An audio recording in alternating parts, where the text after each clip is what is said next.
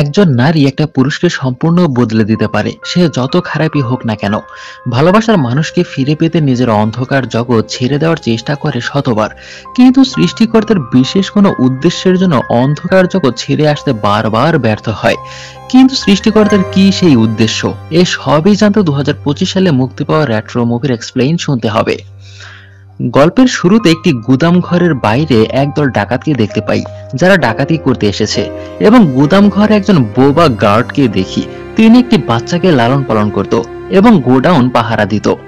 অন্যদিকে থিলাগাম ও সন্ধ্যা নামের দম্পতি মন্দিরে পুজো দিচ্ছিল। ঠিক সেই সময় একজন লোক এসে বলে তাদের গুদামে ডাকাতি হয়েছে। সঙ্গে সঙ্গে তারা সেখানে ছুটে যায়। ওই বোবা গার্ডকে মেরে ডাকাতি করা হয়েছে, আর বাচ্চাটি ভয়ে এক কোনায় লুকিয়ে আছে। বাচ্চাটি এতিম, আপনজন বলতে কেউ নাই। বাচ্চাটিকে দেখে সন্ধ্যার খুব মায়া হয়, এবং তাদেরও কোনো সন্তান ছিল না। তাই বাচ্চাটিকে নিজের ছেলের স্বীকৃতি দিয়ে লালন পালন করতে চাইছে। কিন্তু তার হাজব্যান্ড থিলাগাম এটা নিয়ে সন্তুষ্ট নয়, কিন্তু সন্ধ্যার জোরাজুরির জন্য বাচ্চাটিকে নিয়ে নেয়। থিলাগাম একটি লোকাল গ্যাং চালাতো। যাই হোক, এরপর মন্দিরের ঠাকুর মশাইকে দিয়ে বাচ্চাটির নামকরণ করা হয় পারিফেল কান্নান, এবং ডাক নাম হয় পারি। আর এই বাচ্চাটির পেটের মধ্যে ত্রিশূলের জন্মদাগ ছিল। এই জন্মদাগ কোনো সাধারণ জন্মদাগ নয়, এটার একটা বিশেষত্ব আছে যেটা আস্তে আস্তে জানতে পারবো। এরপর থেকে সন্ধ্যা মায়ের আদর স্নেহ দিয়ে পারিকে বড় করতে থাকে। কিন্তু ছোটবেলা থেকেই পারি কখনো হাসতো না, কিভাবে হাসতে হয় সে জানতোই না। এই সমস্যা নিয়ে সন্ধ্যা ডাক্তারও দেখায়, কিন্তু তাতেও লাভ হয় না। পারিকে স্কুলে ভর্তি করিয়ে দিলে তাকে নিয়ে একের পর এক অভিযোগ আসতেই থাকে। সে তার রাগ নিয়ন্ত্রণ করতে পারে না, শুধু মারপিট করে। তাই স্কুল টিচার পরামর্শ দেয় ও যেটাতে পারদর্শী ওকে সেটাই করতে দেওয়া উচিত। এরপর সন্ধ্যা পারিকে মার্শাল স্কুলে ভর্তি করিয়ে দেয়। একদিন সন্ধ্যা ভীষণ অসুস্থ হয়ে পড়ে, মৃত্যু শয্যায় লড়ছে সে।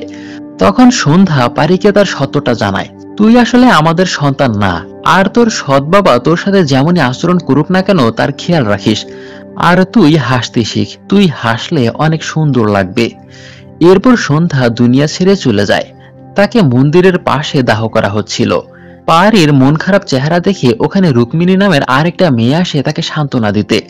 রুক্মিণীরও আজকে মা মারা গেছে, কিন্তু সে ছোটবেলা থেকে অনেক স্ট্রাগল আর খারাপ সিচুয়েশনের মধ্যে বড় হয়েছে, তাই সে নিজের মনকে শক্ত করতে পারে। রুক্মিণী বলে, আমার মা বলেছিল শেষ বিদায়ে হাসি মুখে বিদায় জানালে তারা স্বর্গে যাবে, কিন্তু পারি জানায় আমি হাসতে জানি না। তখন রুক্মিণী বলে, তোমাকে হাসলে সুন্দর লাগবে, হাসতে শিখো প্লিজ। তখন পারির তার মায়ের কথা মনে পড়ে যায়, কারণ তার মাও একই কথা বলেছিল মরার আগে। পরের দৃশ্যে দেখি থিলাগাম ট্রেনে কোথাও যাচ্ছিল, কিন্তু তখন সে ঘুমিয়েছিল। আর সেই সময় থিলাগামের শত্রুরা তাকে মেরে ফেলার চেষ্টা করছিল।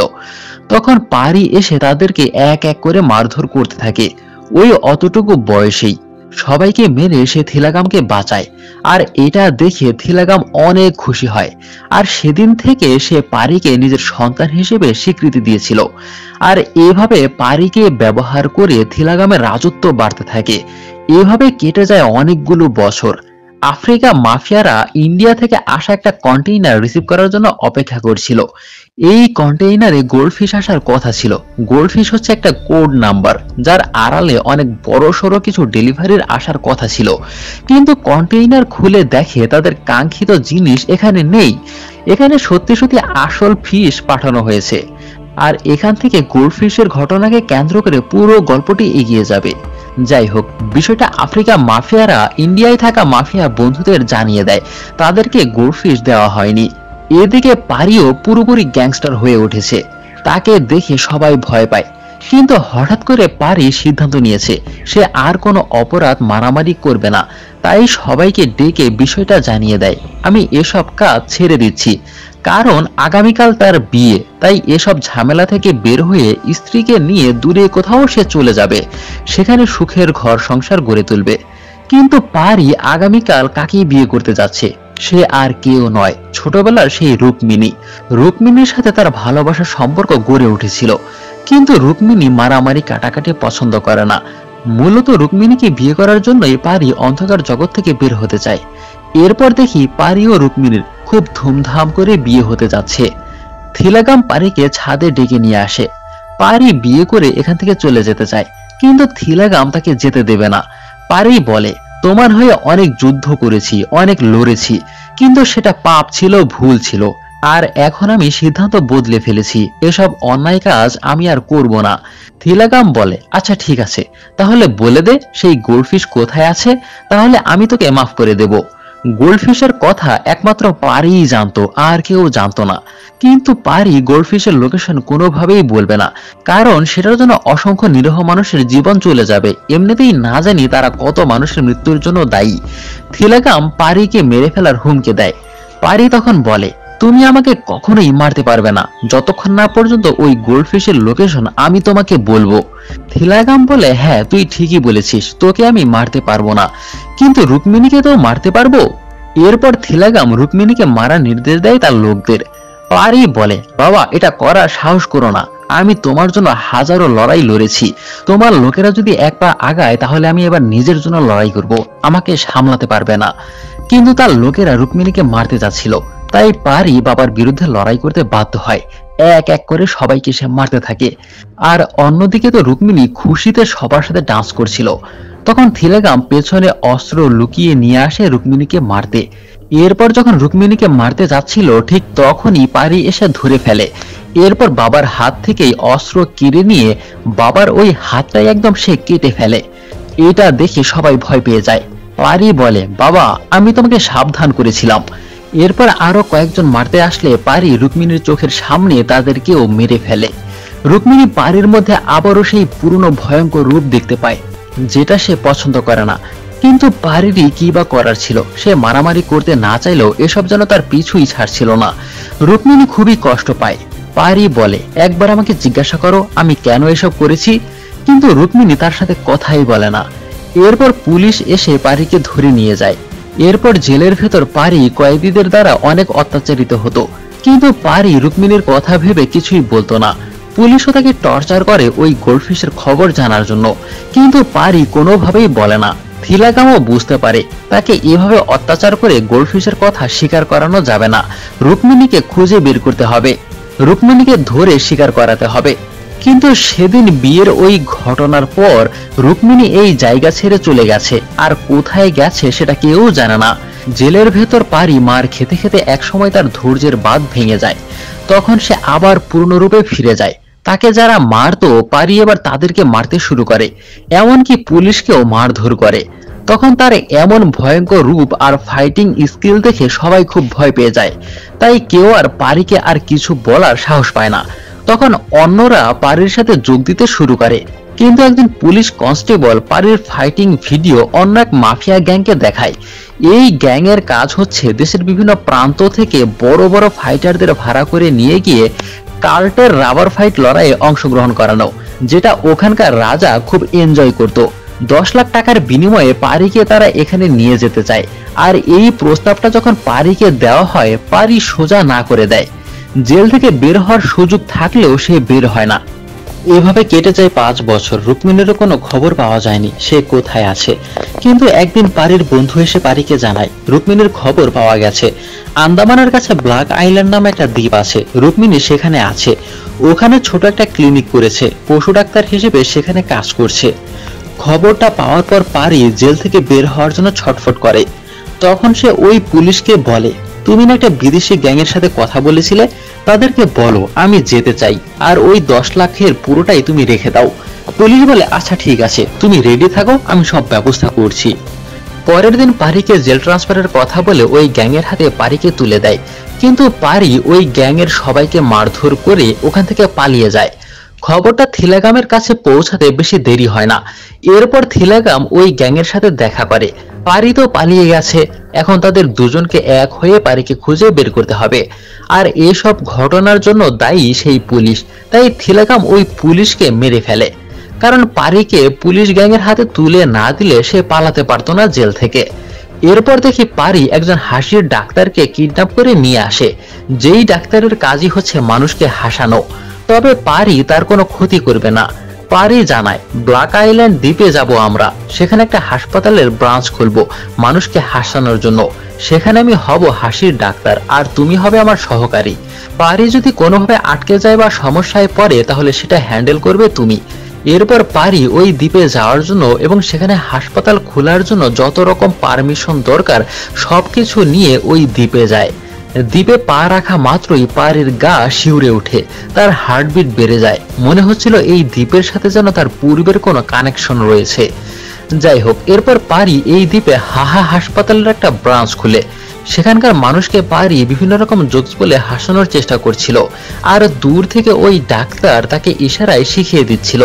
কিন্তু মজার ব্যাপার হচ্ছে পারি মানুষ হাসাতে আসলেও সে নিজেই হাসতে শেখেনি, তাই প্রথমত মানুষ হাসাতে সে ব্যর্থ হয়, বরঞ্চ মানুষ তার কথা শুনে বিরক্তই হচ্ছিল। এরপর পারি হঠাৎ রুক্মিণীর উপস্থিতি টের পায়। রুক্মিণী এখানে পারিকে দেখে ভীষণ অবাক হয়। এরপর সে সাধারণ মানুষের সাথে গিয়ে বসে, কিন্তু পারি তাকে দেখে কোনো কথা বলতে পারে না। এরপর পারি তার অ্যাসিস্ট্যান্টকে হাসানোর দায়িত্ব দিয়ে ওখান থেকে চলে যায়। এরপর ডাক্তার সবাইকে জোকস বলে হাসাতে থাকে। সবাই হাসলেও এক শ্রেণীর মানুষ হাসতে জানে না, তারাও যেন পারির মতোই এই শ্রেণীর মানুষ জীবনে কখনো হাসেনি। অবশ্য এর পেছনে বিশাল এক নির্মম ইতিহাস জড়িয়ে আছে, যেটা ধীরে ধীরে জানতে পারবো। পারি আয়নার সামনে দাঁড়িয়ে হাসার চেষ্টা করে, জোর করেও হাসতে পারছিল না, তাই সে নিজেই নিজের উপর খুব রেগে যায়।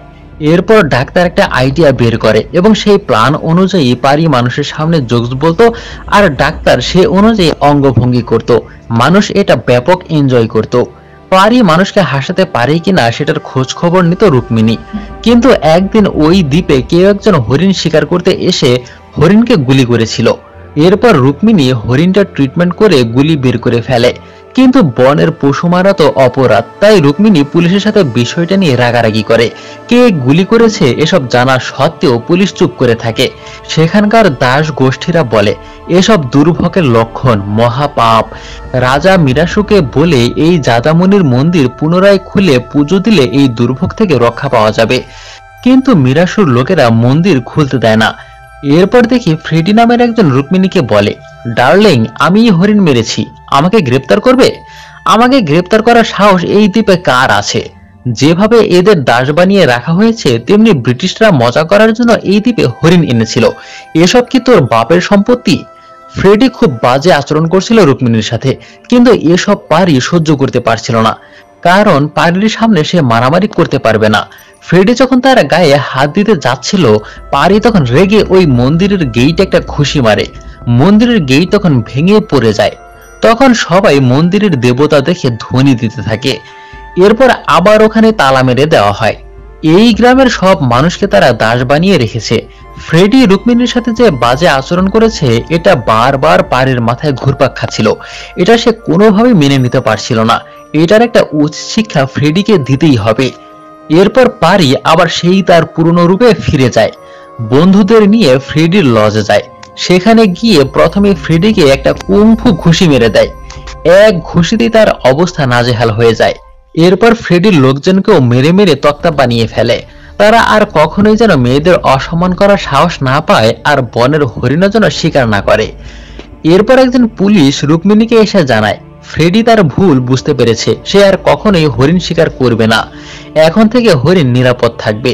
রুক্মিণী বলে, হঠাৎ করে তারা এত বদলে গেল কিভাবে? পুলিশ জানায় ওই যে হাসির ডাক্তার আছে না, সে ভালোভাবে তাদেরকে বুঝিয়েছে এবং তারা বুঝতে পেরেছে। এটা শুনে রুক্মিণী কিছুটা খুশি হয়। এরপর দেখি পারি রুক্মিণীর কাছে আসে এবং বলে যে প্লিজ 10 মিনিটের জন্য আমার সাথে ঘুরতে আসো, বিশ্বাস করো আমি বদলে গেছি। এরপর রুক্মিণী পারির সাথে তার বাইকে ঘুরতে যায়। এদিকে ফ্রেডি মার খেয়ে তাদের বসের কাছে অভিযোগ করতে যায়, আর তাদের বস হচ্ছে সেই গ্যাংটা যারা পারিকে 10 লাখ টাকা দিয়ে জেল থেকে বের করেছিল কার্টে রাবার ফাইটে লড়ার জন্য।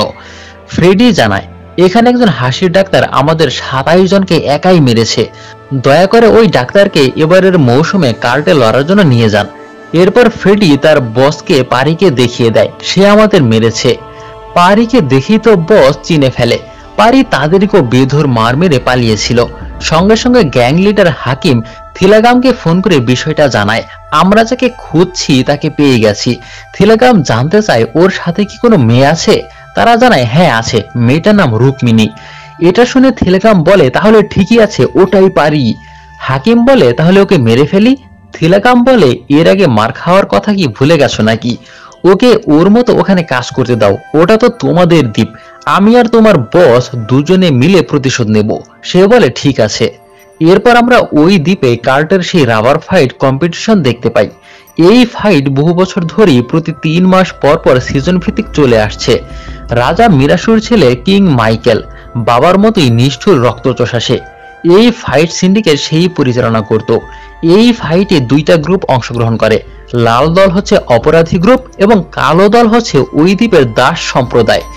এই লড়াইয়ে সবসময় দাসরা মার খেত এবং অপরাধীরা জিতে যেত। লড়াই শেষে যে সব থেকে দুর্বল যোদ্ধা তাকে মেরে ফেলা হতো। এটা হচ্ছে এই ফাইটের নিয়ম। আর এই নিষ্ঠুর খেলা মিরাসো ও তার ছেলে খুব এনজয় করত। আর সেখানকার দর্শক ছিল সব ব্রিটিশই, তারা খেলাটা এনজয় করত। এমন সময় হাকিম তার বস কিং মাইকেলকে এসে পারির ব্যাপারে জানায়, আমাদের এই দ্বীপে এমন একজন ফাইটার আছে যে একাই অনেকজনকে মারতে পারে। তাকেও এই রাবার ফাইটে আনতে পারলে খেলাটা আরো জমে যাবে। পারি ও রুকমিনি তো বাইকে সুন্দর ঘুরে বেড়াচ্ছে। হঠাৎ বাইকের লুকিং গ্লাসে খেয়াল করে দেখে পারি হাসছে।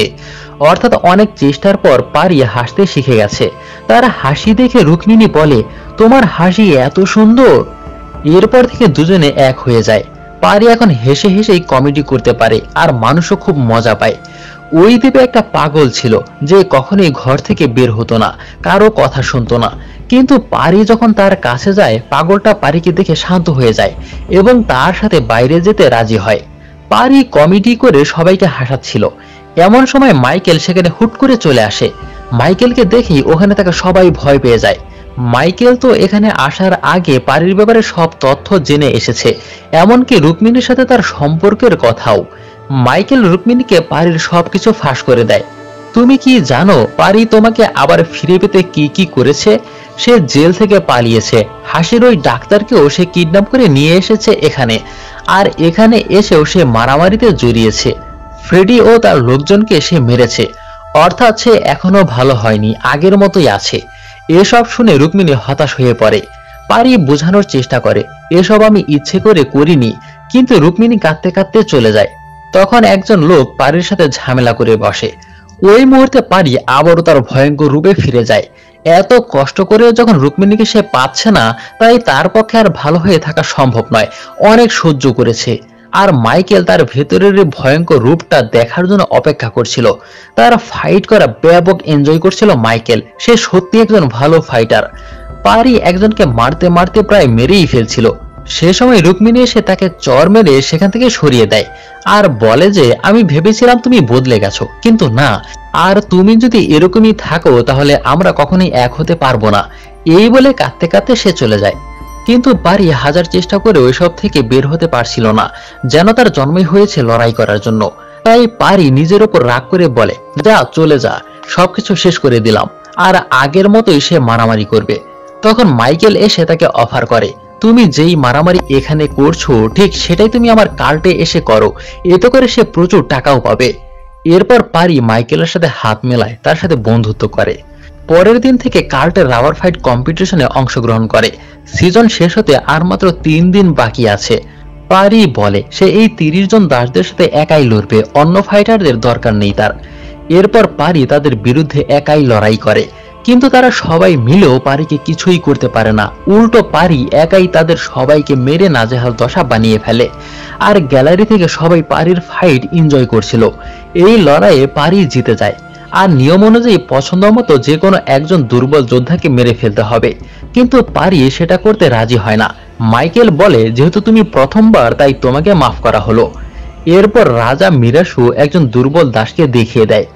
এরপর তার ছেলে মাইকেল ওই দুর্বল যোদ্ধাকে মেরে ফেলে। সেদিনই আবার থিলাগাম এই দ্বীপে আসে আর এখানে ফ্রেডিকে দিয়ে তারা রুকমিনিকে জিম্মি করে নিয়ে আসে। এরপর মাইকেল পারিকে জানায়, তোমার সৎ বাবা দেখা করতে এসেছে, তুমি তাকে গোল্ডফিশের লোকেশনটা জানিয়ে দিয়ে চলে আসো। রুকমিনিকে তারা আটকে রেখেছে। এরপর পারি বাবার সাথে দেখা করতে যায়। ঢ্যাং ঢ্যাং করে হাসতে হাসতে বাবার কাছে আসে। বাবা বলে, এখন দেখি তুইও হাসতে শিখে গেছিস। তার এমন আচরণ দেখে বাবা বিরক্ত হয়। এরপর দুজন একদম সিরিয়াস হয়ে কথা বলে। রুকমিনিকে জিম্মি করে থিলাগাম তার কাছে গোল্ডফিশের লোকেশনটা জানতে চাচ্ছিল। কিন্তু পারি বলে, গোল্ডফিশের লোকেশন বলে দিলেই যে তুমি রুকমিনি এবং আমাকে ছেড়ে দেবে সেটা নিশ্চয়তা কি? অন্যদিকে পারি আগেই তার লোকজন পাঠিয়ে থিলাগামের ছেলে ভিকিকে কিডন্যাপ করেছে। অর্থাৎ সন্ধ্যা মারা যাওয়ার পর থিলাগাম আরেকটা বিয়ে করেছিল এবং সেই ঘরে একটা ছেলে সন্তান আছে। থিলাগাম এবার পড়ে যায় বিপদে, কারণ সে যদি পারির ক্ষতি করার চেষ্টা করে তাহলে তার ছেলের মৃত্যু হবে। তখন থিলাগাম উল্টো পারির কাছে তার ছেলের জীবন ভিক্ষা চায়। তখন পারিও তার ছেলের কোনো ক্ষতি করে না, আর থিলাগাম কোনো ধরনের ঝামেলা না করে ওই দ্বীপ ছেড়ে চলে যায়। এরপর রুক্মিণী চলে যাচ্ছিল, তখন পারি তার হাত টেনে ধরে। সে রুক্মিণীর চেহারায় আঘাতের চিহ্ন দেখতে পায়। এরপর ফ্রেডিকে বলে, তুই ওকে মেরেছিস তাই না? এই বলে ফ্রেডিকে ইচ্ছে রকম সে ধুলাই করে। তার এমন পশুর মতো আচরণ দেখে রুক্মিণী আরো বিরক্ত হয়। এরপর দেখি পারি সেই রাতেই মদ খেতে খেতে সমুদ্রের পাশ দিয়ে যাচ্ছিল। তখন দ্বীপের ওই দাসবাসীরা তাকে ফলো করে। পারিকে মেরে ফেলার পরিকল্পনা করে তারা, কারণ এর আগে পারি তাদেরকে যেভাবে মেরেছিল সামনে না জানি আর কত কি অপেক্ষা করছে। এরপর তারা সুযোগ বুঝে পারিকে পেছন থেকে হামলা করে। পারিকে তারা মারধর করতে থাকে। পারি যেহেতু মাতাল ছিল তাই তাদের সাথে পেরে উঠছিল না। তখন পারি সমুদ্রে ঝাঁপিয়ে পড়ে। অন্যদিকে মাইকেল তার বাবার সাথে আলোচনা করছিল। পারির সাথে বন্ধুত্ব করে গোল্ডফিশের লোকেশনটা জেনেছে। আমার হিসাব মতে সেটার দাম হবে 120 কোটি টাকা। তাছাড়া আমি আগেই ওকে লন্ডনের এক কার্টে 6 কোটি টাকায় বিক্রি করে দিয়েছি। বর্তমান যুগে রাজনীতি হচ্ছে বন্ধুত্বের আড়ালে থেকে পেছন থেকে ছুরি মারা, যেটা আমি করেছি। এরপর দেখি পারি সমুদ্র থেকে উঠে এক নৌকায় খালি গায়ে দাঁড়িয়ে দাসদের বলে, এবার সামনে আয়। তখন দাসরা মারার জন্য দৌড়ে যাচ্ছিল, কিন্তু তারা হঠাৎই খেয়াল করে দেখে পারির পেটে ত্রিশূলের জন্মদাগ। এটা দেখে দাসরা তাদের হাতের অস্ত্র ফেলে দেয় এবং পারিকে তাদেরই দেবতা দেবতা বলে সম্বোধন করতে থাকে। পারি তাদের রক্ষাকর্তা। এটা দেখে পারি নিজেও খুব অবাক হয়। তখন দাসবাসীরা পারির কাছে সব ঘটনা খুলে বলে। বাপ দাদাদের আমল থেকে একটু একটু করে টাকা সঞ্চয় করে আজ থেকে 35 বছর আগে তার একটা সোনার ত্রিশূল বানিয়েছিল, আর সেটা জাদামণির মন্দিরে স্থাপন করতে চেয়েছিল। যেহেতু সেখানকার রাজা ছিল মিরাসু, তাই মিরাসুকে দিয়েই মন্দিরে ত্রিশূল স্থাপন করতে যাচ্ছিল। তখন মন্দিরের দেবতা হঠাৎই মন্দিরের পুরোহিতের উপর ভর করে, তোর মতো রক্তচোষের হাতে এই ত্রিশূল দেবতা গ্রহণ করবে না। তখন পুরোহিত একটা ভবিষ্যবাণী করে, একদিন এই দ্বীপে অষ্টমীর রাতে ছেলে শিশুর জন্ম হবে, তার পেটে ত্রিশূলের জন্মদাগ থাকবে। সে বড় হয়ে তোকে এবং তোর বংশধরকে ধ্বংস করবে, আর সেদিনই তার হাতে দেবতা ত্রিশূল গ্রহণ করবে। তখন রাজা খুব রেগে যায় এবং পুরোহিতের জিহ্বা কেটে দেয়, আর তখন থেকেই সেই মন্দির বন্ধ করে দেওয়া হয়। এরপর থেকে এই দ্বীপে যত ছেলে শিশুর জন্ম হতো, জন্মদাগ চেক করে কাউকে ছেড়ে দিত এবং সন্দেহজনক মনে হলেই মিরাসু তাদের সবাইকে কুমিরের খাবার বানাতো। এরপর একদিন অষ্টমীর রাতে যমজ শিশুর জন্ম হয়, একটা ছেলে একটা মেয়ে। পুরোহিতের কথা মতো ছেলে শিশুটির পেটে ত্রিশূলের জন্মদাগ ছিল। তখন তারা দ্রুত সেই বোবা পুরোহিতের কাছে তুলে দেয়। পুরোহিত বাচ্চাটিকে নিয়ে দ্বীপ ছেড়ে দূরে কোথাও চলে যায় এবং রাজাকে মেয়ে শিশুটির কথা জানানো হয় যে তাদের মেয়ে হয়েছে। এরপর থেকে দাসবাসীরা পারির ফিরে আসার অপেক্ষায় ছিল, সে কবে আসবে আর এই নিষ্ঠুর রাজার হাত থেকে কবে আমাদেরকে রক্ষা করবে। সে সময় থেকে দাস সম্প্রদায়রা হাসতে ভুলে গিয়েছিল। আর পারি ছোট থাকা অবস্থায় সেই পুরোহিত মারা যাওয়াতে পারি নিজের আসল পরিচয় জানতে পারেনি। পারি এবার বুঝতে পারে সে কেন হাসতে পারত না, কারণ এই সম্প্রদায়ের রক্তই তো তার মধ্যে বইছে। পারি নিজের জন্ম ও তার জন্মের উদ্দেশ্য জানতে পেরে ইমোশনাল হয়ে যায়। আর সেই পাগল মহিলাটি হচ্ছে পারির আসল মা। বহু বছর পর পারি তার আসল বাবাকেও খুঁজে পায়। অন্যদিকে ডাক্তার রুক্মিণীকে বোঝাচ্ছিল, পারিকে ক্ষমা করে দাও, পারিকে ভুল বুঝো না। পারি তো শ্রীকৃষ্ণের মতো, যার ধর্মই হচ্ছে যুদ্ধ। আর এদিকে গোল্ডফিশ উদ্ধার করতে ব্যর্থ হওয়ায় থিলাগাম তার বস মিনিস্টার ধর্মেন্দ্রার কাছে কান্নাকাটি করতে থাকে। মিনিস্টার তাকে আরো একবার সুযোগ দেয়। ওই দ্বীপ মানচিত্র থেকে মুছে ফেলার জন্য যত লোক দরকার, যা যা করা দরকার করছি আমি, তুমি যাও।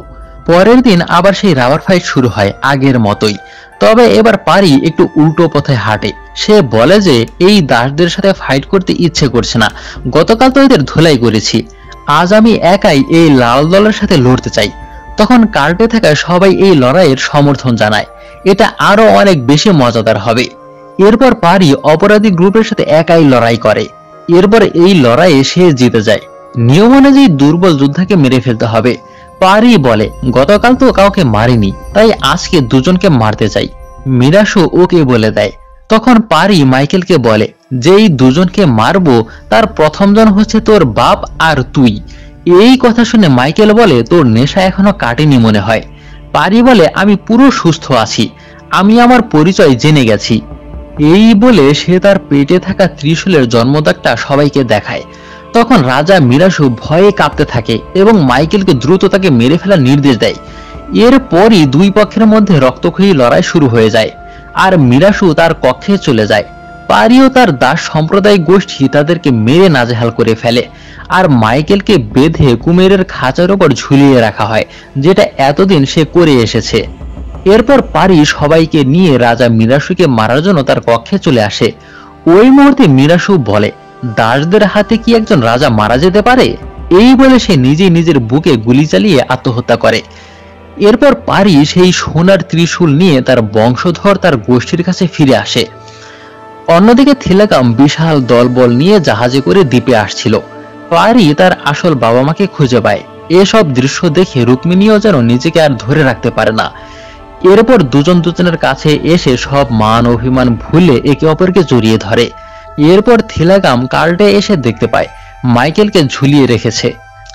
মাইকেল তাকে বলে গোল্ডফিশের লোকেশন আমি জানি, নেশার ঘরে পারি আমায় একবার বলে ফেলেছিল গোল্ডফিশ কোথায়। তখন থিলাগাম তাকে ওখান থেকে নামায়। এদিকে পারি সেই সোনার ত্রিশূলটা জাদামুনির মন্দিরে দেবতার কাছে স্থাপন করে। তখন একজন এসে পারিকে জানায় থিলাগাম তার বাহিনী নিয়ে হামলা করতে আসছে। তখন মন্দিরের সামনে গ্রামবাসী লড়াই করার জন্য প্রস্তুত হয়।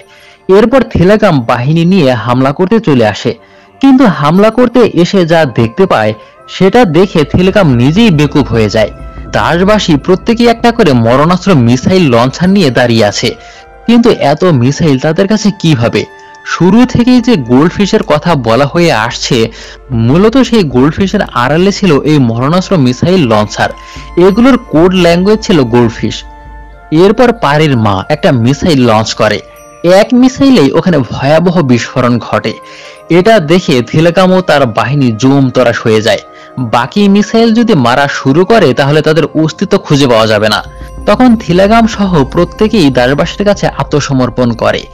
এসব দেখে পারির মা প্রথমবারের মতো হা হা করে হেসে ওঠে। তার দেখা দেখি ওই সম্প্রদায়ের প্রত্যেকেই হেসে ওঠে, যারা কখনোই হাসতে জানতো না। আজ তারাও হাসতে শিখে গেছে। ঈশ্বরের নিয়তিই ছিল পারির মাধ্যমে তাদের সবাইকে রক্ষা করা, আর সেটা পূরণ হয়েছে আজ।